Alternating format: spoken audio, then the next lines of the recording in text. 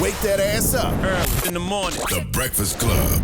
Morning, everybody. It's DJ Envy, Angela Yee, Charlamagne the Guy. We are the Breakfast Club. We got a special guest on the line right now. Bakari Sellers, welcome, sir. Man, I'm glad to be back. What's going on, fam? Angela, DJ. How are you, Bakari? Bakari look like he hasn't got a haircut in at least 3 months, boy. He got a He's full thugging beard. it out. He's thugging it out. Yeah, he's definitely thugging it out. I'm looking like a young Denzel-ish, a young Marvin Gaye going on. It's not bad, though. Does it make you want to change your whole routine now? It's like, I'm going to let it all grow out? Man, yeah, it's a lot easier like this. I actually enjoy it. I actually found a little curl in my head or something. I didn't even know I had it. So I wet it now. I feel like one of these dudes running around here. I just wet my hair a little bit. Hey, look, I got mine. Just let it up a little bit and you're good to go. Listen, I'm happy for you, man. You know what I'm saying? I'm proud of you. Your book is out right now, My Vanishing Country. Great read, amazing read. Thank you so much, brother. I'm so excited about it. It was you may know this, but I got turned down by nearly 30 publishers for trying to write a book about, I was trying to write a political book in the age of Trump, and none of the publishers wanted to buy it. I sat down with Tracy Sherrod and Patrick Bass over at Amistad, a HarperCollins imprint, and told them my story, and they said, you gotta write this book. And here it is. So I'm just thankful for everybody out there who is in this quarantine period and has a project and they've been turned down. Just keep persevering. It happens to the best of us. And I have a great project out now. How long have you been writing this book? I'm sorry. Yeah. How long have you been writing the book? So the trick is after they signed me to this deal, they were then like, oh, you got to write this book faster than most. And right. So that's what I'm thinking, because it's political. Usually books take a year, but everything is happening now.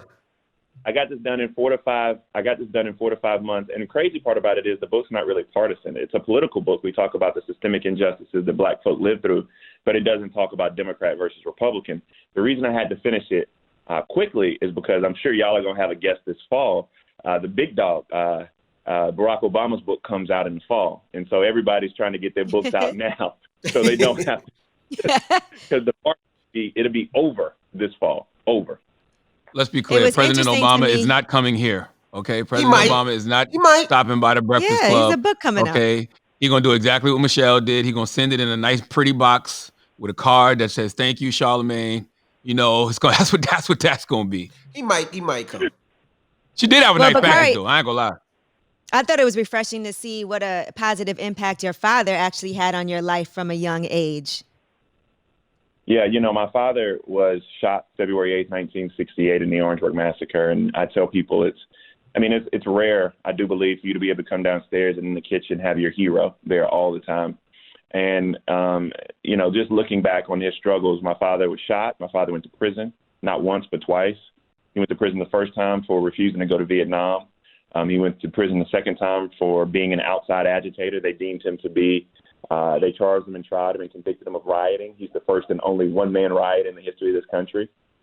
But, I tell people that the trauma that people of color live through in this country, not only was my father arrested, but you think about the fact that my mom had to, while her husband was in prison, she had to give birth to my sister, her oldest child, and then live with that and carry a family. My father had a felony. Imagine having a felony in the South for 20 years during the 60s and 70s. And so just living through all of that trauma. And when I look at my dad today, his eyes don't pop like they once did. His shoulders aren't as upright as they once were.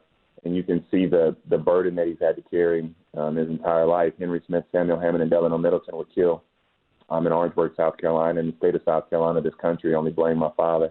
And so this book is a love story to him. It's a love story to the South. It's a love story to black women.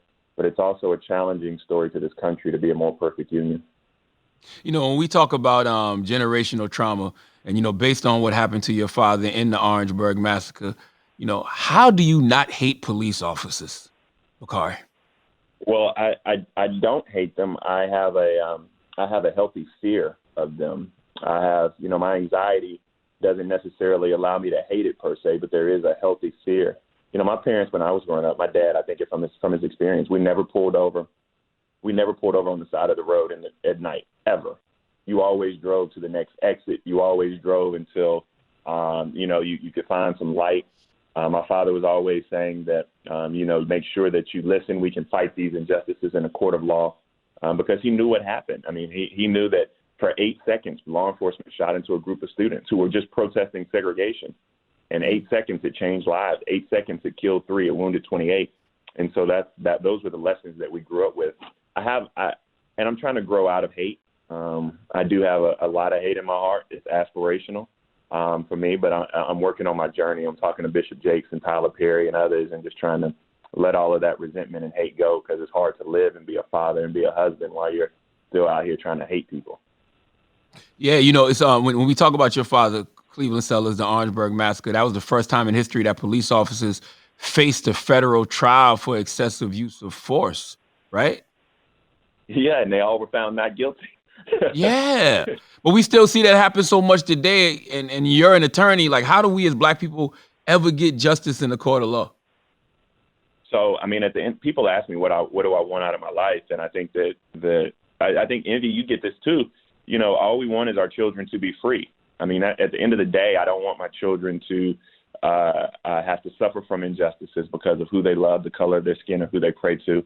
And I want them to be free, and we're not there yet. I mean, it takes more of us, more people more Black folk on federal benches. That's why this election is so important, because what Donald Trump has done to federal benches in this country is something that people they don't fathom. It's not their first thought. But he's reformed the entire judiciary. You got all these young white boys who are sitting on benches with lifetime appointments, who are more conservative and less qualified than you can ever imagine. And they are going to dictate how justice is served in this country for not just 4 years, but for decade upon decade. And so it takes more young people going into law, more young people going into politics, more young people coming into the system to reform the system and break it down. I was going to ask you, what do you teach your kids? I mean, with everything that your dad's been through and you've been through, and you kind of want them to live kind of a normal life where they're not fearful of police. And, so what is your explanation, and what are you teaching them? It's crazy. So I have 16-month-old twins. You might hear one or two of them running around here at any moment. And then I have a 14-year-old daughter. My 14-year-old daughter, she just started taking her driving class, man. So she's about to have her permit. So if you're in the Carolinas, just duck. If you see her, just get off the road. Just get out the way. Just get out the way. Yeah, and I'm about to start a GoFundMe for this insurance. Good God, putting the children on your insurance. It goes up crazy. It does. It goes up crazy. Nothing you can do about it. But I tell them to always be unapologetic about your Blackness. Stand in your truth, and always think critically. Try not to let your emotions consume you. If you're pulled over and you feel like it's an injustice, we will fight that injustice in a different venue. But try not to let your emotions get over it. And it's hard, because sometimes I let my emotions kind of get the best of me. But every day I'm learning how to be a better parent. I mean, being a father is one of the hardest things on earth, because every day it's a new learning experience. And so, what you tell your kids? Because you got kids out there driving and doing all types of stuff. Well, you know what? My dad is a retired police officer. So, the two things my dad always taught me was, one, the police are not your friends. So make sure you understand that. The police are not your friends. If they're asking you questions and they're trying to get information from you, shut up. The police are not your friends. And also, and the second thing is kind of what you just said. My dad said, you cannot win in the streets. You cannot win on the streets. Get home and we can win in the courtroom. We can win outside of that. So when you're dealing with police out there and there's a problem and there's a situation, just remember, you cannot win on those streets. Like, it's their game. That's true, but you can't win in the courtroom either. But at least you're alive. At least you're alive to fight. I win in the courtroom, my brother. But for everybody listening, let me just tell y'all, what you said is so true, man. They're not your friends. And so I see far too many people out there giving police I know this isn't on topic, but giving police their phones, cooperating and trying to talk their way out of situations. And let me just tell y'all, that never works. It never works. And so I tell my kids and my family just to be quiet and move along, and we'll fight that injustice in a court of law. Right. Bakari, what would you say if one of your kids wanted to go into law enforcement? Oh, I would let them do whatever they want to do. My kids, I would tell if they wanted to go in law enforcement, as long as they were dreaming about being the chief of police or the head of the FBI, I want my kids to always dream about being the best, so whatever they want to. My kid wants to be a street sweeper, they're going to be the captain of the street sweeping team. I mean, if they want to be a garbage man, they're going to own their own waste management company. And so I want my kids to do anything. I want them to be change agents, though. And so whatever profession you go in, make sure that you are becoming a part of something larger than yourself. You know, that's a lesson that my mom and dad always taught me. So always become a part of something larger. Do you think we need more people like us in law enforcement? Oh, yes. We got to have people who look like us in our communities. That's what happens a lot. You can't have community policing with a bunch of white boys in black neighborhoods. It don't work like that. Or a bunch of white boys in Hispanic neighborhoods. It doesn't work that way. And so we got to make sure that we have people who look like us, not just the beat cops, but we need the people who are actually making the strategic decisions as well. Now, you mentioned one thing- HBCUs. I'm sorry, before you do that, you talk about your kids about HBCUs. How important are HBCUs? And as far as your kids, are you going to force your kids? Bakari said his twins have to go to an HBCU. Bakari, I tried. Whichever I only one. brought my kids to only one regular school. The rest were HBCUs. I went to the Spelmans, the Clarks, the Hamptons, the Howards. I went to all HBCUs. My daughter's like, nah, I want to stay close to New York. I want to go to college in New York. And there's no HBCU in New York. My kids can go to any college they want to go to as long as it's an HBCU. That's the same thing my parents told me. Now I want my kid, my stepdaughter, her father's Vince Carter, and so my wife went to North Carolina, so she's between North Carolina and Howard right now. And so, come here, boy. Goodness gracious, you got my dog. You got my dog and my twins in the background. It's a 4-pound Yorkie. Welcome to Zoom Life. Come here. So we're going to hold him so y'all can see him too. What's your dog name again? This is Ty. Ty, okay. So we got, we can either go to North Carolina or she won't go to, or Howard. So I got a 50% chance on that one. The twins going down to the AUC. They're going to go to South Carolina State of Claflin. We're going to do all of those things. That I just think that experience, and I talk about it in the book, man, that experience is necessary because it not only teaches you leadership, it not only helps you have dreams and understand that you can compete anywhere, but I think it just gives you this belief and reaffirmation in who you are as a black person. I thought that was a killer dog, but the way that dog was barking, I said, what kind of dog is that? Hey, Bakari, you and Ty need a haircut, by the way. But listen, let me tell you something. You can judge me. You can't judge Ty. Ty doesn't need a haircut. Ty didn't even recognize you with that hair. Hey, one thing that immediately. Oh, go ahead. What'd you say? No, I was going to say that if anybody gets kicked out of this house, it's going to be me first because they love Ty too much. I was going to say one thing that immediately stands out or should stand out to people when reading your book, My Vanishing Country, is the black working class in America. Why does it seem like that sector of America has been forgotten? Well, I mean, when you hear, and the media does it all the time, man, when you hear about rural America or you hear about working class America, everybody makes you think that means white America. And there's so many voices that are unheard. And so, one of the things that I wanted to do was just make sure that I gave the people who we know, who come from the Black Belt, not meaning the place where black folk live, but where they have that richness of the soil, the South, that rural, the people who go and work with their hands, who have that generational back-breaking labor that they do, that they get a voice. This is about this book is about giving black folk a voice. I want people to have a sense of pride when they read this book, and I want white folk to get a sense of understanding. One of the things that Bishop Jakes told me when we were having our conversation is that, it's crazy because you can teach people science, you can teach people math, you can teach people English, but you can't teach people blackness. And so I want, when white folk read this book, I want them to get a sense of understanding, and I think we'll have a sense of pride from reading it. Yeah, that was a good conversation with Bishop T.D. Jakes. I was watching his sermon on Sunday. What actually made me go to it, I saw it on your IG, but I didn't get a chance to go to it. But I was watching his sermon Sunday. He ran a whole goddamn promo for the conversation with you and him before his sermon. I end up, because, I talk about this as well. And Angela, I know that you talk about this some.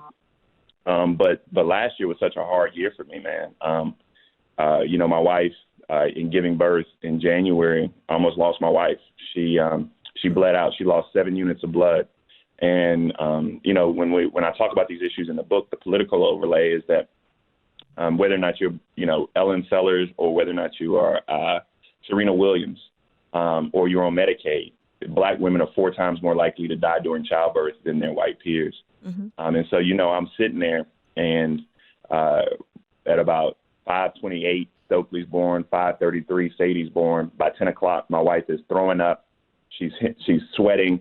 We pull the sheets back. It's blood everywhere. The nurses are moving so slow. I have to call her doctors myself on the cell phone. I know them. It's 3 black women, badass black women. They get out of bed. They come. They take my wife in a crash cart. They bring the whole emergency team in. My wife has this conversation with her dad. It's kind of surreal. And then my wife goes in the ICU. They lock the floor down. I'm the only person up there. And they give me these little bitty bottles with nipples. And then I all of a sudden have to become my children's mom too. And so I'm sitting there, and you know that prayer that it's like a college prayer, but what it's like when you wake up on Saturday morning and you're real drunk and you don't feel good, and you like, Dear God, if you get me out of this, I promise you I'll never drink again.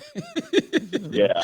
So I was taking that prayer like, Dear God, whatever it is, I'll never do. Just bring my wife back. So the first 36 hours, my wife was in ICU, and we literally had to take the kids down in a little bubble to go see her. And then 2 months later, my daughter was diagnosed with biliary atresia, which is a rare liver disease. And for 93 days, she was on the liver transplant list. And so every day you're watching, she was really skinny but had this big belly, and she was yellow. And every time she pee, it was like this really dark yellow color. And every day she's just dying right in front of your eyes, and you're just hoping you get a phone call to get a new liver before your daughter passes away. Ellen's laying in bed, and we're trying to be strong, and she'll ask a question like, did God give us Sadie just to take her away? And so we went through all of that. That's when first she got the gift of life, and she's thriving, doing really well since. And then I saw Bishop Jakes at Tyler Perry's house. I was sitting there eating with my good friend Andrew Gillum and my friend Charlamagne and Angela. We were hanging out. And then I saw Bishop Jakes and ran up to him and talked to him, and just him and Tyler just cried on his shoulder. It meant so much. And since then, they've been there, and the brothers have been there to kind of lift me up and renourish and refill my spirit. Because sometimes after you go through moments like that, as strong as you have to be for your family, you need other people to be there for you. I talk about that in this book, that going through trauma, it's okay to talk to other people, because if you're not healthy, you can't be healthy for those around you. So. And thank y'all for y'all prayers, too. I know that y'all have been there for me as well, as my family's been going through this. So a big thank you to you all, too. And also, too, man, a salute to Ellen. Wasn't the day that, your daughter got her kidney the week? Didn't her father die that week or something like that? Yeah. It was surreal. The crazy part is I write about it in the afterward, man, because I had finished the book, and then I write about this. But I get this phone call. I'm in a mediation. I got a kid who had a shattered testicle. So I'm up there mediating this case. He took a lacrosse ball to the ball. Shattered testicle? Yeah. Wow. Goodness gracious. I don't even want to tell you what that's worth. You're gonna be really disappointed. And so he had a shattered testicle. I get a phone call, and it's my niece who was living with us. By the way, man, if y'all got any jobs for a 24-year-old college graduate, if y'all hiring, man, let me know. I need to get her out my house. And so I get a phone call, and she's just hollering, man. And she's like, something's wrong with Ellen. And Ellen just yelling in the background, they took my father.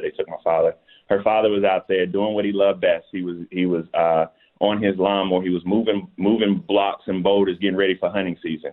And he had a massive heart attack on his tractor. They found him literally dead on his tractor, the way he wanted to go out. So she goes down to Lancaster, South Carolina. She's spending time. And she calls me at like 1 o'clock. So the heart attack happened in the morning. She calls me at like 1 o'clock. And she's like, Bakari, we got to go to Duke. And I'm like, what's wrong? She said, they got a liver. I said, what? She said, they got a liver. And then so we're just sitting there, and we go to Duke, and we get the transplant. Her father died on Friday. We get the call. We go to Duke the next day, and we get the transplant on Monday.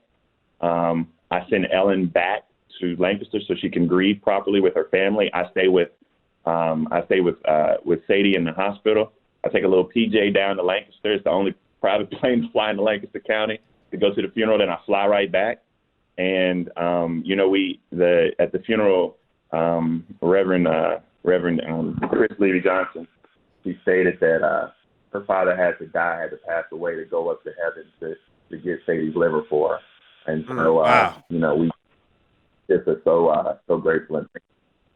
Wow. That's amazing. Wow. How is it now for you man. to get to be at home with your family now, too? So, I mean, this the best part, man, is that, one, we don't people are going through this coronavirus and quarantine, and they got all these problems. But for us, everybody healthy, so we count it all as joy. This don't mean nothing to us. Right. Hell, last year. This is what it is. And so this we just loving, and it's a chance to slow down and spend time with the twins.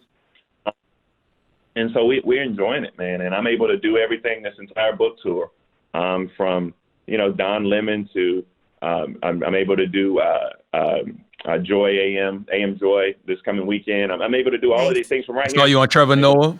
Mm-hmm. Trevor Noah's a dope dude. I have a great respect. I did Jan Le Van Zandt. But this is crazy. I don't know if y'all knew this, but the two best shows to sell books. Do y'all know the two top shows are to sell books in the country? What's that? Breakfast Club and Breakfast Club and Daily Show. Really? Daily Show. Yes, Trevor Noah. Yep. Right there. So y'all are in rarefied air, man. That's why I said Barack's coming, whether or not you want him or not. I hope so. Of course we want him. Michelle did send me like a nice gift. Like it was like, remember how Tyler Perry's invitation was? Her book came in like a package like that. It was like that. Well, my book to you probably just came in a FedEx envelope, so you just don't have to. I got the ebook. There was no packaging. I had the advanced copy didn't even have a cover or nothing.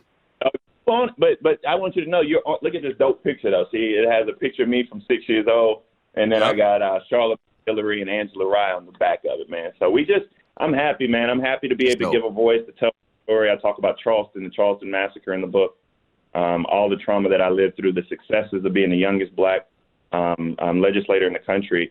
But at the end of the day, I just talk about understanding people's trauma, so maybe we can have some compassion and empathy and persevere to do this thing together. Oh, that's one of my favorite chapters, anxiety. And one of my favorite chapters is anxiety. I said one of my favorite chapters is anxiety is my superpower. Yeah, man, it's a black man's superpower. I got this fear of death and fear of failure, and so I use those things to push me every single day. These are irrational fears, man. Sometimes you get this feeling in your chest, or you get I call it getting lost in my head, and you're like, oh my God, I don't want this to happen before I can finish succeeding or doing this or making my family proud. And so I just talk.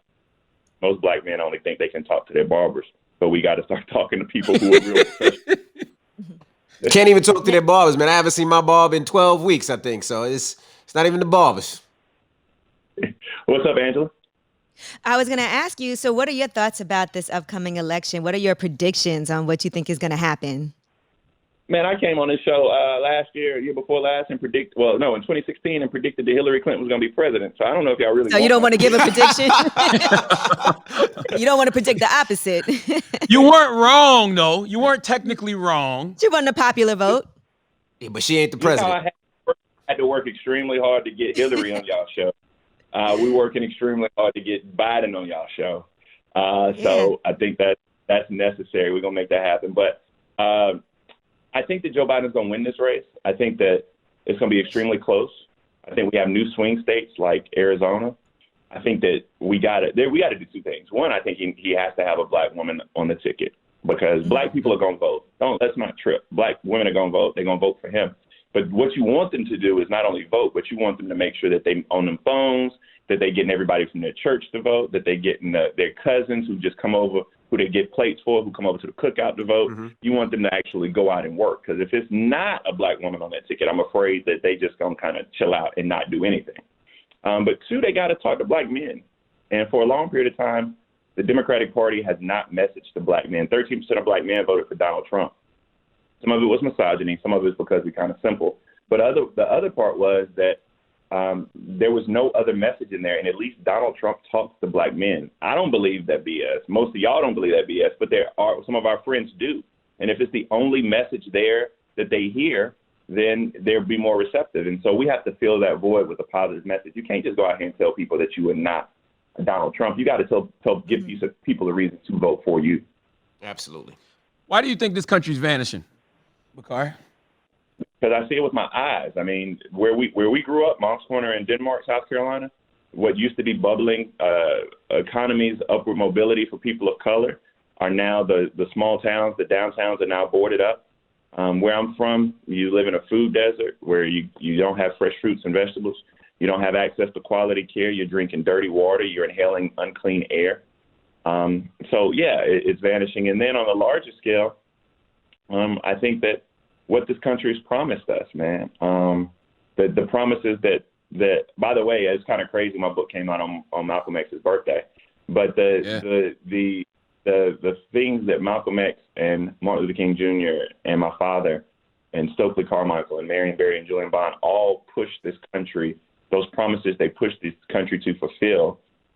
I feel like in this era that we're living in now, those things are further away from attaining than they ever were. And so I wanted to highlight that and make sure that we knew what the challenge was before us. Like I said, at the end of the day, I just want our kids to be free and for little brown kids to have a chance to succeed in this country. And right now, it's just, this time is hard. I'll tell you one thing. I think this book is kind of evergreen. People are like, how do you feel about coming out during a pandemic? And it's crazy because this pandemic has ripped the Band-Aid off the racism in this country and the systemic injustices, because now we see that Black people are dying because they're living in communities filled with systemic injustices. It's coming out when Breonna Taylor and Ahmaud Arbery are gunned down because they're not given the benefit of their humanity. And so I was thinking about it. I was like, man, damn, this book's coming out at a crazy time, at a perfect time so we can talk about these issues. And then I thought, earlier, 4 months later, we still be talking about these same issues. Right. And so that is the tragedy of where we are in this country. And hopefully we can have some healing conversations around this book. Absolutely. Well, we My appreciate Vanishing you for Country checking is in, out brother. right now, man. That's Make sure right. you go get it. Amazon. Yes. It's on Audible too, right? Yeah, Audible, but that Audible don't really count towards the New York Times bestsellers list, man. So let's go get the hard copy. Please, right? No, they got an audio book. They got not Audible, but they have an audio book. If you buy the audio book, they have a whole other list for that on the New York Times. So you can make that list just on an audio book. Yeah, once a month. I want to make that one, but let me tell y'all real quick why I want to make the New York Times bestsellers list, man. But not just to put it in my Twitter bio, but it's going there. But not just for that. But when they give young Black authors like myself an opportunity to write, we have to do well so that other people have an opportunity to. That's right. If Charlamagne didn't do well, if Mark Lamont Hill didn't do well, and Wes Moore didn't do well, then I wouldn't have my chance. And so it still took me 30 times to get a book deal. And so what I'm saying is, I need this book to do well. We need this book to do well so that other people of color can tell their stories too. It's definitely going in the Twitter bio if it happens. But I do want to open up doors for other people. That way, when Angela Yee writes her best-selling book, we got it and we get to go. Okay, absolutely. That's right. So make sure y'all go get My Vanishing Country, and give our love to your family for us too as well. Thank you so much. That means a lot. Keep us in your prayers. Thank you all. All right. It's Bakari Sellers. It's the Breakfast Club. Good morning.